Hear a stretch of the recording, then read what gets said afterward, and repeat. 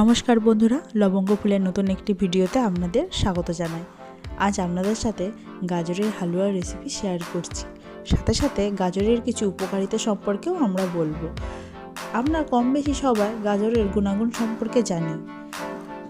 একটা গাজর শরীরে যে কত উপকার করে তা আমরা সবাই জানি। এই শীতের মরশুমে কিন্তু গাজর সবারই একটা খুব ফেভারিট জিনিস।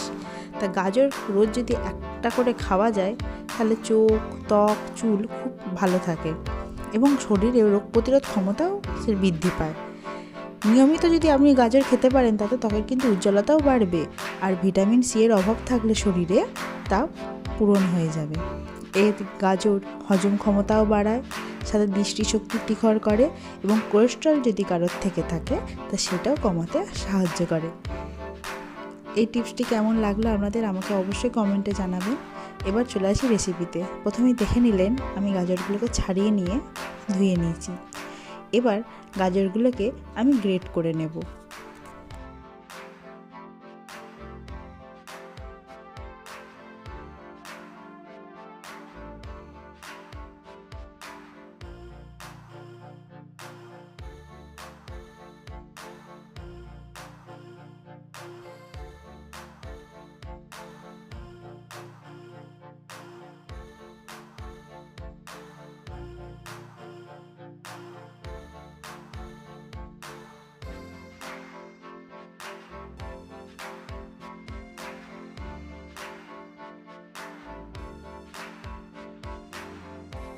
আমার কাছে খুব মিহি গ্রেটার ছিল না, তাই আমি এটা দিয়ে গ্রেট করে নিচ্ছি। আপনারা চাইলে মিহি করেও গ্রেট করে নিতে পারেন।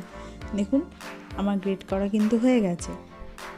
এবার আমি ঘরেই ক্ষীর বানাবো এবং ক্ষীর বানিয়ে এই গাজরের হালুয়ার সাথে সেটাই আমি যোগ করব। তাই আমি একটা পাত্রে কিছুটা দুধ ফুটতে বসিয়ে দিয়েছি, যেটা আমি ফুটিয়ে ফুটিয়ে একদম ক্ষীর বানিয়ে নেব। এবং এই ক্ষীর বানানোর সময় কিন্তু সমানে দুধটাকে নেড়ে যেতে হবে, নাহলে কিন্তু দুধটা এই বাটির চারিপাশে লেগে যাবে এবং ক্ষীরের পরিমাণটা কিন্তু কম হবে। দেখবেন দুধ যেন উদলে পড়ে যায় না, তাহলে কিন্তু ক্ষীরটা খুব ভালো হবে না। এদিকে আমি দুটো এলাচ নিয়ে নিচ্ছি। এবার এই এলাচগুলো আমি একদম গুঁড়ো করে নেব।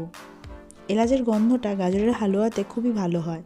আমি যেভাবে রেসিপিটা শেয়ার করছি আপনারা বাড়িতে পারলে অবশ্যই এইভাবে রেসিপিটা একবার করে দেখবেন সত্যিই খুবই ভালো লাগবে।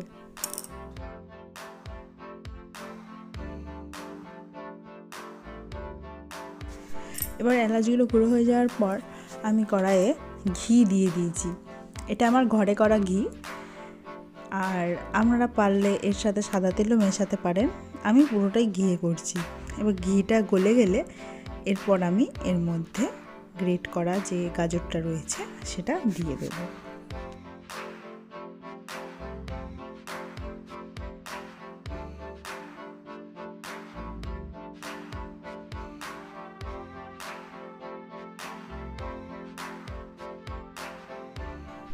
গাজরটা সমানে আমি নাড়তে থাকবো যতক্ষণ না গাজরের জলটা টেনে যাচ্ছে। কিছুক্ষণ পর পর নাড়তে থাকবো। পারলে মাঝে মাঝে আপনারা ঢাকাও দিতে পারেন। আমি মাঝে মাঝে ঢাকা দিয়ে দিয়ে গাজরটাকে ভেজেছি।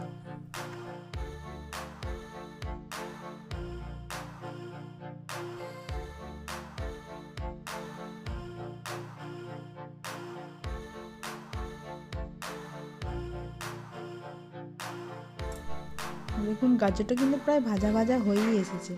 এদিকে আমার দুধটাও দেখুন অনেকটা কিন্তু কমে গেছে, এখনও কিছুটা কমবে, এখনও ঘন হতে অনেকটা দেরি। এদিকে আমি আমার পছন্দ মতো ড্রাই ফ্রুট নিয়ে নিয়েছি, যেমন কাঠবাদাম, কাজু বাদাম। আপনাদের পছন্দ মতন ড্রাই ফ্রুট নেবেন। আমার কিশমিশটা একটু ভালো লাগে না, তাই আমি নিইনি। দুধটা আবারও নাড়িয়ে নিচ্ছি। দুধটা আবারও দেখুন অনেকটা কমে এসেছে।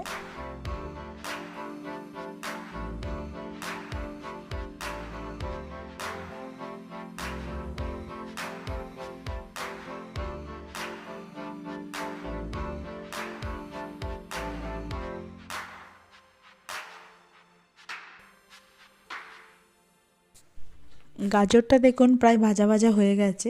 এরপরে আমি এর মধ্যে দুধ অ্যাড করে দেবো।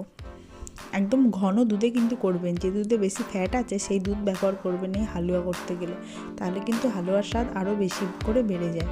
এরপরে কিছুক্ষণ আমি গাজরটাকে দুধের মধ্যে সেদ্ধ হওয়ার জন্য রেখে দেবো। পারলে 10 মিনিট আমরা এটাকে ঢাকা দিয়ে রেখে দেবো।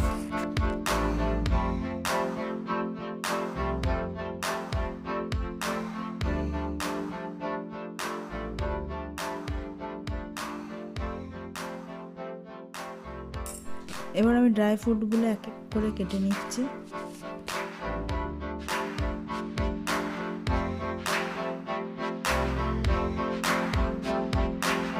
দেখুন আমার ড্রাই ফ্রুটগুলো কাটা হয়ে গেছে।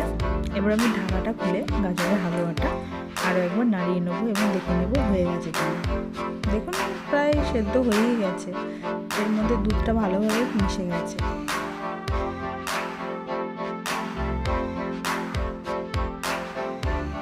এরপর আমি এর মধ্যে গুঁড়ো করে রাখা এলাচটা দিয়ে দিচ্ছি।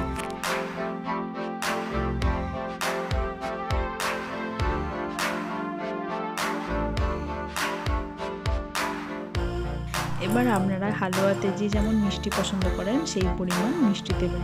আমি এখানে 1 কাপ চিনি আর অল্প আরেকটু চিনি অ্যাড করে দিয়েছি, কারণ দুধটা ঘন ছিল, সেহেতু দুধটা ঘন থাকার জন্য সেই দুধের মধ্যে মিষ্টত্ব থাকে, তাই চিনিটা আমি কমই দিয়েছি। এদিকে দেখুন আমার ক্ষীরটা রেডি হয়েই গেছে, প্রায় আরেকটু হবে। এরপরে আমি এই ক্ষীরটাকে নামিয়ে নিয়ে এই হালুয়ার মধ্যে দিয়ে দেবো।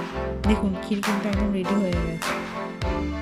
এরপর এই হালুয়ার মধ্যে আমি এই ক্ষীরটা দিয়ে দিচ্ছি।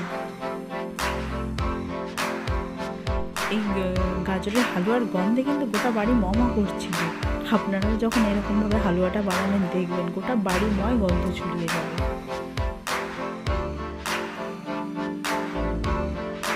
এবার ক্ষীরটা দিয়ে আমি বেশিক্ষণ নাড়াবো না, গ্যাসটা অফ করে দেবো। এরপর একটা বাটিতে আবারও ঘি দেব। ঘি দিয়ে আমি যে ড্রাই ফ্রুটগুলো কেটে রেখেছিলাম সেই ড্রাই ফ্রুটগুলো এর মধ্যে দিয়ে ভেজে নেব।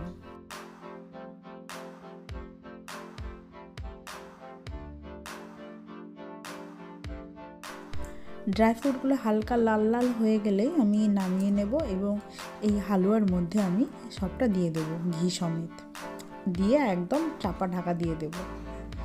দিয়ে 10 মিনিট পর আপনারা ঢাকাটা খুলবেন, দেখবেন এত সুন্দর ঘ্রাণ বেরোবে।